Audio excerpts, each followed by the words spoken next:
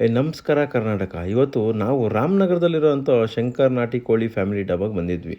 ನಾವು ರೀಲ್ಸಲ್ಲೆಲ್ಲ ನೋಡ್ತಿದ್ವಿ, ನಾಟಿ ಕೋಳಿ ಮೂಳೆ ಕಚ್ಚಿದ್ರೆ ಪುಡಿ ಆಗಬಾರ್ದು ಅಂತ ಟೆಸ್ಟ್ ಮಾಡೋಣ ಅಂತಲೇ ಬಂದಿದ್ದು. ಮೊದಲಿಗೆ ಬರ್ತಾನೆ ನಾಟಿ ಕೋಳಿನ ನೋಡಿದ್ವಿ, ನಾಟಿ ಕೋಳಿನೇ ಅನ್ನಿಸ್ತು, ಕಲ್ಲರ್ ಕೋಳಿ ಅನ್ನಿಸ್ಲಿಲ್ಲ. ಅದಾದಮೇಲೆ ಪೆಪ್ಪರ್ ಚಿಕನ್ನು, ಒಂದು ಮಲ್ನಾಡ್ ಚಿಕನ್ ಮತ್ತು ಆನಿಯನ್ ಪಕೋಡ ಆರ್ಡ್ರ್ ಮಾಡಿದ್ವಿ. ಆನಿಯನ್ ಪಕೋಡ ಸೀದೋಗಿತ್ತು, ಮಲ್ನಾಡ್ ಚಿಕನ್ ಅಂತೂ ತುಂಬಾ ಚೆನ್ನಾಗಿತ್ತು.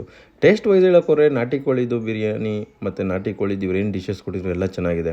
ಇವ್ರು ಹೇಳ್ದಾಗೆ ಮೂಳೆನ ಕಚ್ಚಿ ಪುಡಿ ಮಾಡೋಕ್ಕಾಗೋದಿಲ್ಲ, ಅದು ಒಪ್ಕೊಳ್ಳುವಂಥದ್ದೇ. ಮತ್ತು ನಾಟಿ ಕೋಳಿ ಬಿರಿಯಾನಿನೂ ತೊಗೊಂಡಿದ್ವಿ, ಅದೂ ಚೆನ್ನಾಗಿತ್ತು. ಆದರೆ ಏನಪ್ಪ ಮೇಯ್ನ್ ಪ್ರಾಬ್ಲಮ್ ಅಂತ ಹೇಳಿದ್ರೆ ಪ್ರೈಸು ಕಣ್ರಿ. ಲಾಸ್ಟಲ್ಲಿ ನಿಮಗೆ ಮೆನು ಕಾಣುತ್ತೆ, ನೀವೇ ನೋಡಿಬಿಡಿ ಪ್ರೈಸು.